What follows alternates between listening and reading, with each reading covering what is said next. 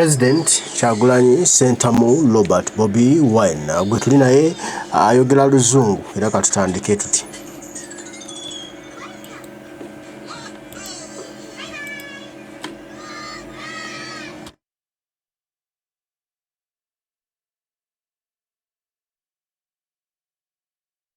Yeah. Do people even know that? People don't know that. Doesn't that put you in trouble? We are not the same age. I'll have them know. That's the usual disclaimer. Yes. I think you and I met, I was probably a teenager at that point. Maybe you were not a teenager Not yet. even a teenager yet. But you were also a young man still struggling through life. And I've never told you this, but because we've also never had an opportunity to sit in the same couch when I'm interviewing you. That's odd that in all my years of my career and your years of your career, I've never interviewed you.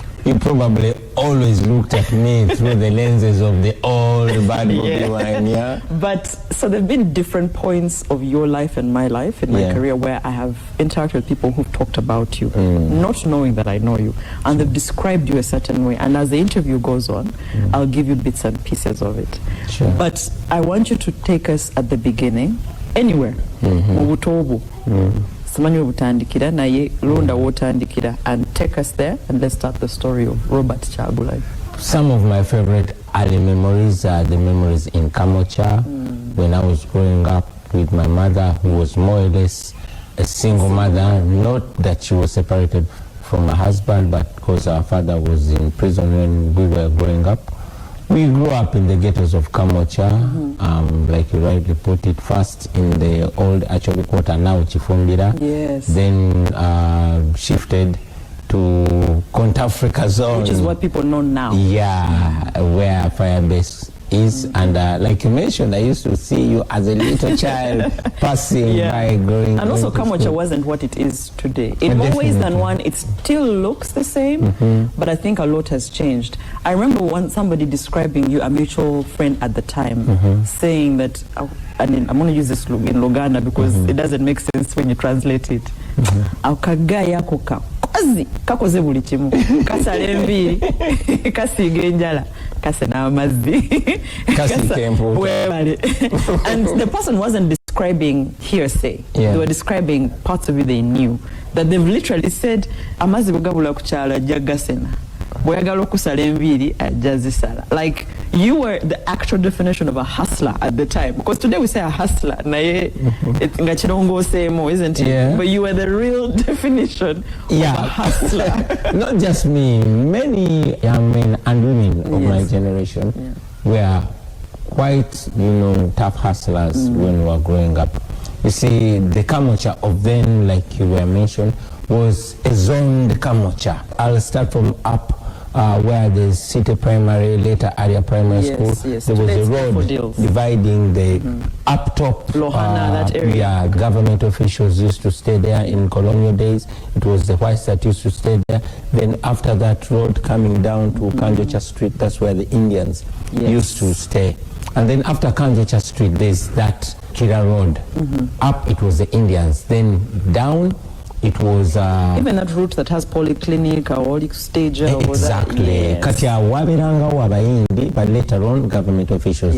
And then there's this old Kira Road. That's what divides you. On the upper side we have KCC flats, where people like the Julianas, the Baby Pools, Bella used to stay. And then after that, she wrote the Downlands. That's where the KCC Flavias grew up. That's where the Bobi Wines, the two ones, etc. So it was a zoned place. And those zones were not enforced by officers. But it was community. It was community. It was engraved in our minds. You belong here, you don't belong. I was about to say, do you remember how the division was also in friendships? You had the circle that was from here. And this and if you went below your circle, your parents would be so mad at you. So you didn't belong. I want to, because you were 10 children, but also I wanted to know, you said dad was in jail and your dad has had a political leadership, let me call it leadership, involvement. Yes. I wanted to know, so you were born in Goma. I was born in Kozi Hospital. Kozi Hospital. And then, so Goma is what you call it home. Yes. A child affair. Yes. When do you come to Kamocha? When does mom put a footing in Kamocha? For clarity, we're not 10. Just 10 children by my mother. Okay. Yeah. My father had 34 children. From different mothers, still African mother. And my grandfather was one of the founding members of the Democratic Party. And in 1980, after the rigged election, my grandfather, my father, and some of my brother joined Johnson in that Bush war. Of course, now that was so much problem, including our family. Everything they had, my grandfather passed away in that war. I was born in that war. So, I'm a watcher child. But growing up, I was only going up to stories. I was born in 82. By the time I come to 86, I'm just growing up.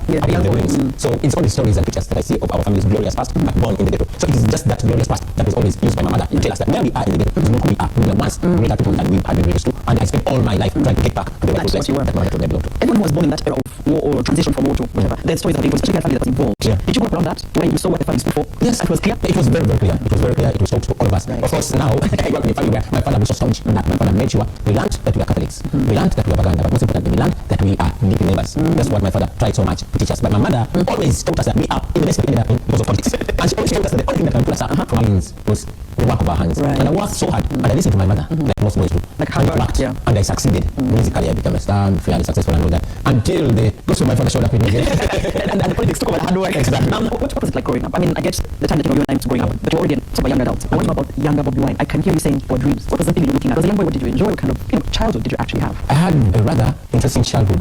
I didn't play sports. I was fairly physically weak growing up, but I was very intelligent. Only excelled in things like debate and performing arts. Like I said, I was born in Kozi Hospital, but that was during the wartime, so we never lived in one place for more than 6 months. We were in Kozi, then we went to Chotera, and then after the end of the war, we came back to Kamocha to live with my mother, because even after the war ended, my father was still a political prisoner, and he stayed in prison up to 1988 when he was released. So late 88 when he was released, he came for us from Kamocha in 89. We reunited all of us back in Gomba. I lived in Gomba for a few years, but because for the time when my father was away, my mother had established herself in Kamocha, where her father was born with my grandfather, my mother's father, is a renowned gentleman called Monica Chiyenji.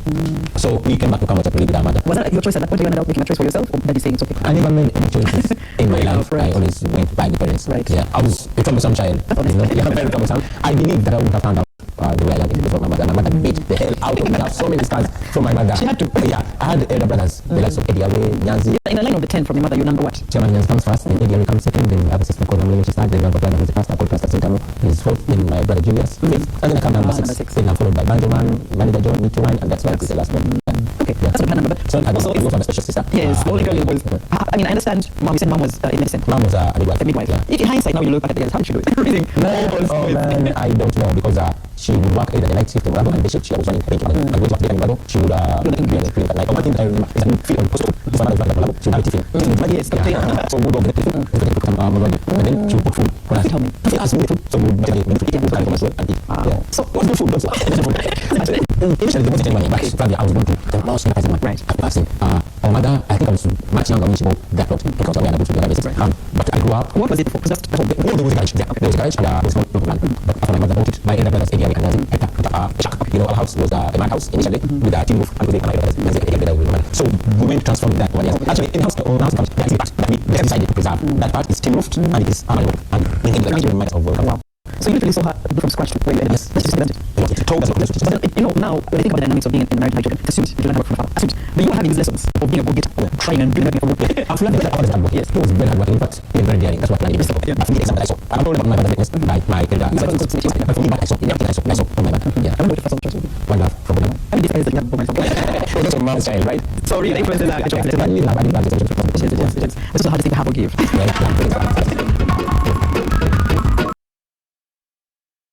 I'm because I'm an only child. I never understood how to cook. But now you're united and you're born and 10. Yeah, well, the house maybe about 8 children, and about those which was a fight every day. Of course, at the end of every day, our father had his kids, so you have to come with 6 minutes, so you have to come and punish the offenders of the day, and also reward the good children. There was offenders of the day. Of course. Every evening, 7 p.m. or so, there was a report. So and so. And I wonder who was doing the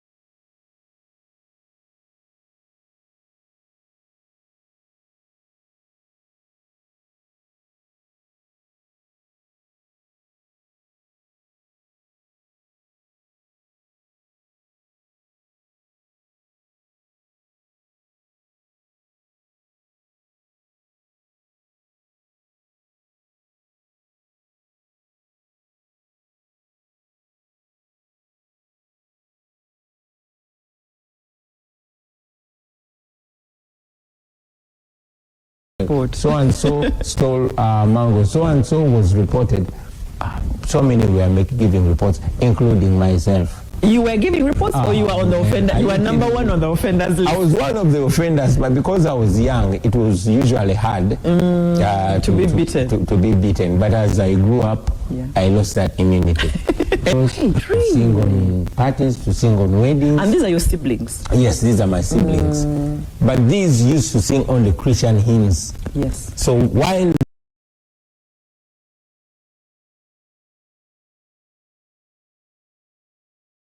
the talent was there, for me when I was growing up, it was a different perception altogether. It was Michael Jackson, it was Shabba Ranks, it was Buju Banton. So for me, I got what many people would call spoiled.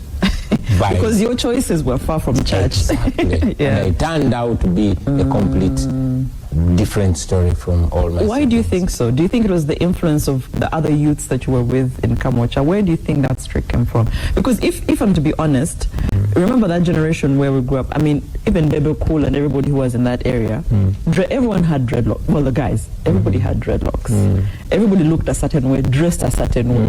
What looked to the world as Abana Bayaye, in that community was normal. Everybody wore their trousers down.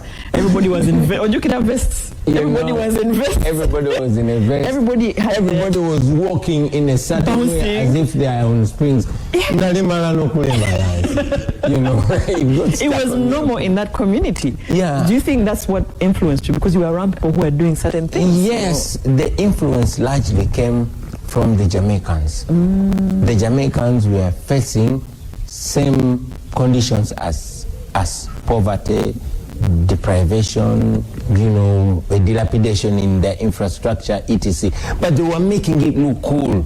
You know, Buju or Shabba is in the ghetto, but there's this vibe in the ghetto. They are refusing to pity themselves because of their circumstances.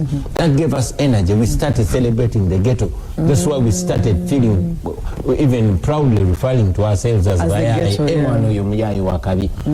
We proudly refer to the ghetto as our home. That's how people because there's a picture of another ghetto elsewhere in the world that looked cool. So it was cool to belong to the ghetto, and we gave it a new face to the extent that even those guys that came from what one would call well-to-do families started wishing they were part of the ghetto. They were part of the ghetto. And some of us that you know had some lugezigezi would go to school to elevate and dare to step beyond our confines, you know, got taken so serious to the extent that they started calling me the ghetto president, because I was in the ghetto. President. Wasn't that though something that your fellow people would take negatively? Because why were you accepted into Gendo Some or why was do you get what I'm trying to say? I completely get you looked at in your community as Goracho was a Guasing. That's very true. In most cases, in deprived communities, especially ghetto communities, when you show signs of wanting to elevate yourself beyond the surroundings, they tend to detest you. And it's true that in the ghetto, even when you wear specs, they define you as Rugezigezi. When you speak English, they define you as Rugezigezi. But I also had understood the code that you just have to win and win and win. In the ghetto, especially in the boys' world, it's defined so much by violence. The more you can fight, is the more respect that you can get. So I was a boxer, and after speaking this English of Rugezigezi, I would prove to whoever challenged me that I could beat the hell out of them. So that alone gave me acceptance. We had to be accepted by force. By force. It's taking the power, not waiting for it. It's taking it. Even the times when your mom was alive, I'm sure you had inklings of this life. Wasn't she worried? Interestingly, when my mother was alive, I was a little bit much more grounded. I'd never tasted alcohol when my mother was alive. I never tasted a cigarette or a joint of weed. Besides escaping from home and going to watch films in these ghetto videos, I never spent a night out. Almost made me lose my way because I live my life so much for my mother. When I go to school, I stop so much because that's the only thing that made my mother happy. And after being a good pot, I put my mother. Not much about they talk about me. She was happy. So when my mother started, that was my campus. That's when I started drinking. That's when I started smoking. Anything that passed me, I would soon buy it. I would only have gold gain my moral campus if I did much later on. Yeah. So talking about this was ladies for the next year. Yes. And you had Nyanzi. Yeah. And she just simply all these others, but those who just must were Nyanzi and Yahweh. And after the passing of my mother, we immediately got scattered. Each one of us started looking for a way out. Yahweh succeeded in giving country and now we all have Nyanzi, but he was also growing. But later he even funded. I remember because I was 15 years old when my mother passed away, and those are very, very important years for Yama. So for the next 4 months, I was lost until I met Bobi. When you say lost, I want you to actually give it. Because I didn't live with Nyanzi, I didn't figure out ABCD. I started living by myself. Yeah. The only thing that I used that was education. My mother had made me promise this should really before she passed. And that is of the main person which was largely regarded as a spoiler. One I don't know. Especially like your so my mother made me promise that I'll never ban education. So whatever came my way, I couldn't go to school. Thanks to my dad was in the school fees. So yeah, I controlled, I completed my senior 6. I performed as well as but it was the question of making sure that I graduate and I would also take it from the media. It was this the guy people I do nice. When you're 16 years old, I feel like even if they became what changes in your life when you look back at 16 years old now, what can you tell us about their life that we would take for granted, thinking they're okay, judging them? I think that all the children, boys and girls, shouldn't be judged where they are, they don't end up where they are. For example, for the now when the young guy is coming from down in this one, I wonder how you end up in the I wonder because around you, exactly, and that is the norm. So I also wonder how you end up in prison or die so early or something. But how people don't die. It's not me. It's a problem. I would die in my 20s because I was fairly violent. And even when I succeeded musically, it was like I was going to revenge on my old life. And that happens so many again when they exactly don't benefit what we are. So you have to buy very many gold chains to put yourself. That's what you need. Huge how make us more than kind of right. So that was with me. I created education because of my mind. I love to read. And there's this one autobiography I read, the autobiography of my mother. I saw myself, I saw that I remember going to school that I had, but he's going to prison, transformed, he was in prison, and that made me discover that she had many, many more gifts in him. He only needed to keep on the right. Now I haven't got yet. So for me, it was an opportunity to learn from the lives. Right. And I didn't realize what I'm doing. This one I don't care about. I didn't understand about this guy goes in Gomba with 50 people. I had 50 kids, to gather around, to when they came back village. And this guy spoke so much sense. From the first also guys down from the good to the Ghana. He used to read them children, he became an international star. I didn't have to respect him much. He would also like sit me down as one of the boys around. And he just so sense like people from unexpected to shake me down. Make great deal. Made me realize that this life is long, they can change the anything that I want. What's your second choice? Believe by exercise. Wait, let's just talk about it. I wasn't my choice. First was after I can't believe support singing. But that's with and my daily.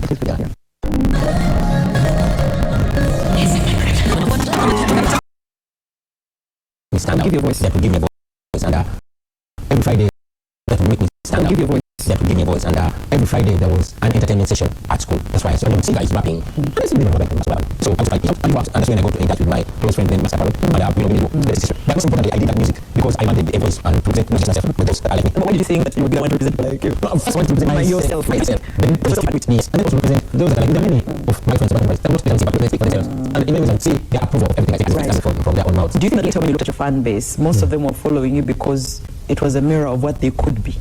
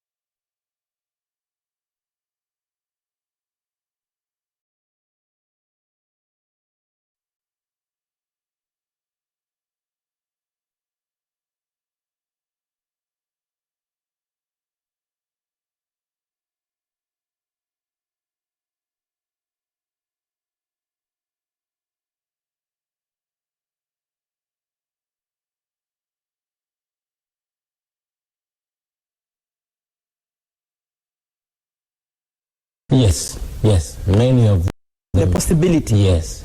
Of Msolova Mugeto and I become. Yeah. So many of my fans. You wanted to stand out, but later I'm sure you realized even when you were starting that music is a business. You don't just sing for the sake of singing. Interestingly, Flavia, for us, and I believe most of my generation did not go into music for the money. For example, me, by the time I started singing, I was making my money. Me, by the time I was in senior 4, I would have my 2-3 turnovers of bricks. I had my business. You remember that kiosk where we used to sell tapes? You know, it was mine.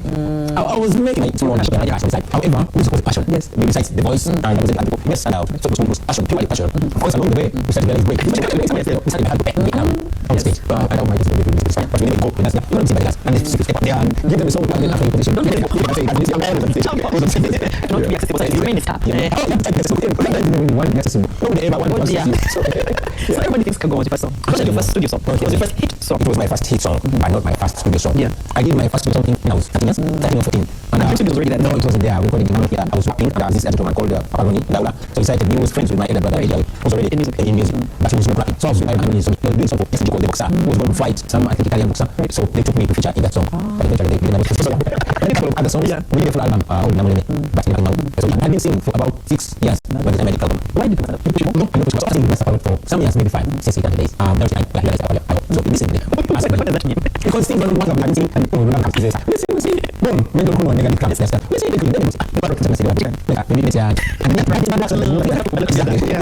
like, because 6 months later, I need to come up. I need to come up, but I wanted to do a song that's so lyrically powerful that if anybody ever gave me an opportunity to step on stage, they would never forget the lyrics of the song. They would never forget the vibe of the song. That's the mind I had. It was the first song I did alone by myself. All the songs that I've been doing were Bobi and Master Parrot. That about time of another business. So that's what I do. I don't search for myself. I search for myself. I remember bring new talents to help them, you know. You come, you sing because you sing on TV and you go, and of course, you remember music back in the day, Baby Struck, I think, can attest to that. Musicians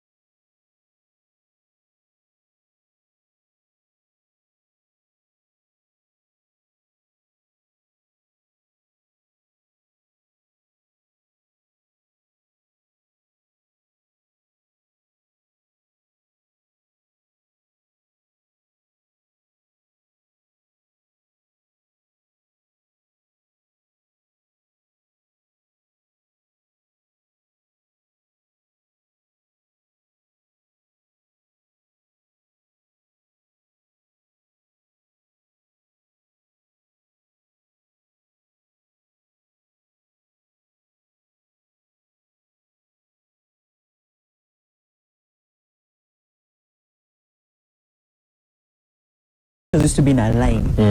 Everybody was fighting for mic time. For a microphone. Like I said, some pay to be exactly. allowed to You understand what that? I mean, just to get a chance on a microphone. And I remember you were there, and because for me, up until at that point, I only knew you as the guy in the ghettos. I didn't really know you. There was the guy that your parents warned you about. So here you are, in your vest and trousers, and you're waiting for mic time. And I said, what can he possibly sing? Yeah. But I think what had happened, and they told us later, is that you had watambuza, I think that's the right way to say it, kagoma, in your own people. Yeah. That he underestimated you. Yeah. And he gave a chance to everyone. And I think midway the break, he gave you a microphone. And I was there. I'll never forget it. And I think the beat dropped. Kagoma, everybody went crazy. Your fellow artists, the unknown artists. It was only us, the presenters, that didn't understand that had no clue what the song was, who this guy had become. Of course, even I had not known the musical side of you. Remember, I just knew you from our, from home, and Kazora immediately said, "Who is this?" The interview started, everybody, because now there was intrigue of how come people know this person, but they don't really know who you are.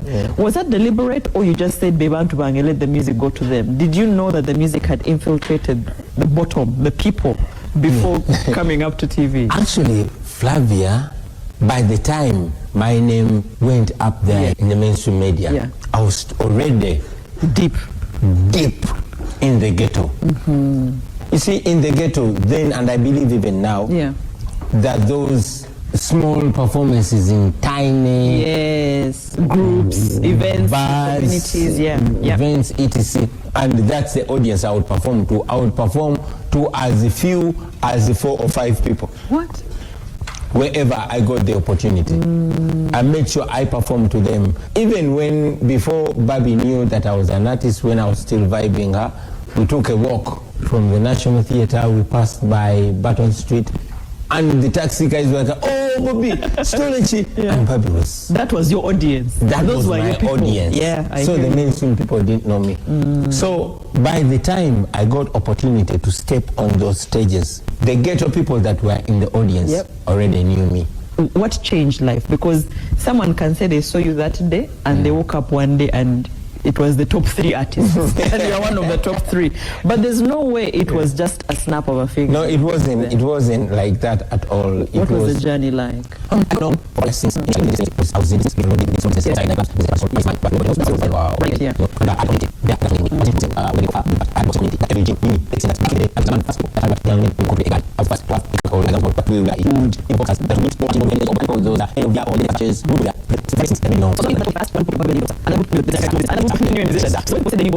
Yeah, and some did call Bobi Wine then. Some just called me Bobo. Others called me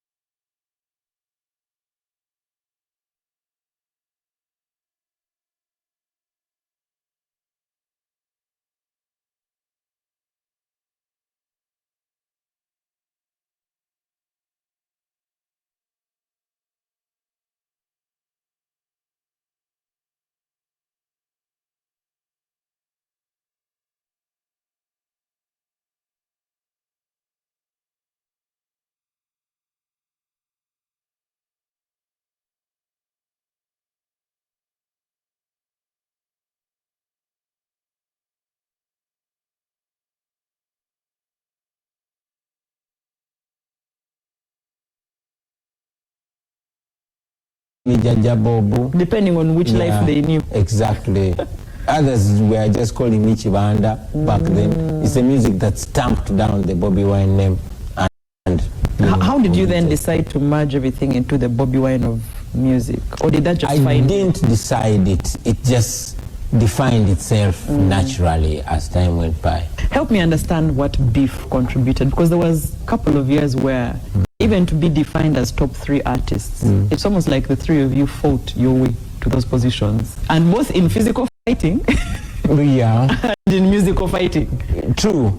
By the way, I never really wanted that beef. The physical fights? The physical fights, because they were unfair.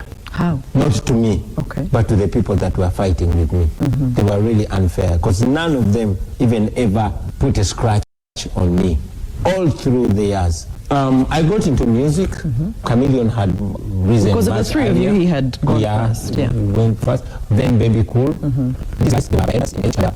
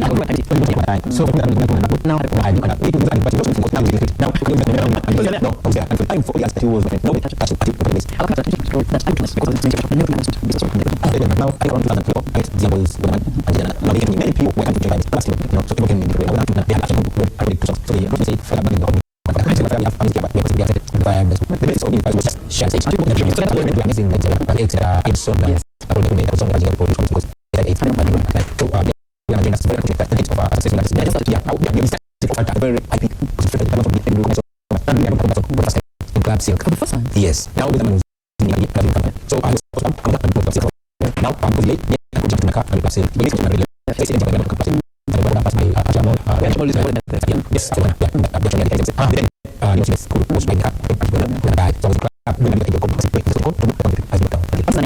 so myself, that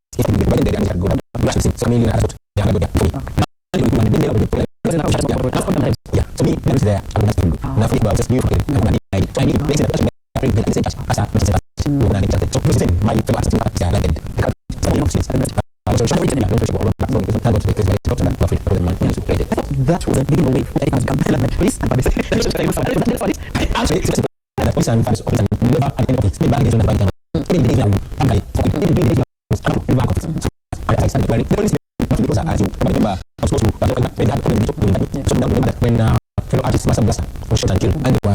The police came for me to ask me to come down, and I just needed to go and when there was an outbreak of drug abuse, then who had talked to me, but in such a way, the police would just arrest those people because you can't understand the circumstances about them.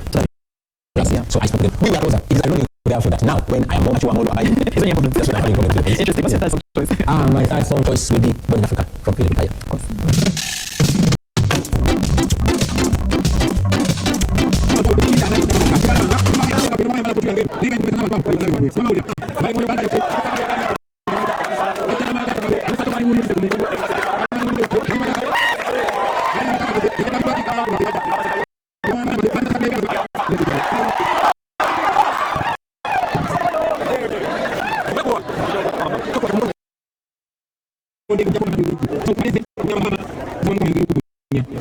subi uli nawe wazala sepija kana yetu na wazala sepija ni ngani wafe ni familia yetu kwa bila bana sawa kwa kuzama sawa galo manyi nada kwa twanyiba twanyikidwa ngabaganda bantu baserebu banange abantu baba bakumanyi ibra bantu nada mukampala siba fala babufu so all I can do kukuga bashali wangikubula bachali wangika ndo funa candidate mu ku level President Chagulanyi Sentamu Robert Bobi Wine bigambo wacho uzungu walongedde ngali ku Radio Capital FM esabadde ku zaluzungu esoma zona hazamise bulungi ozugidde hazivudde ku mutuna nazitugamba kale mbagala nnyo mwena abaliko bana bali kubako kuna bana mukashita fensa abakomenti tujja patuddamu bana kumera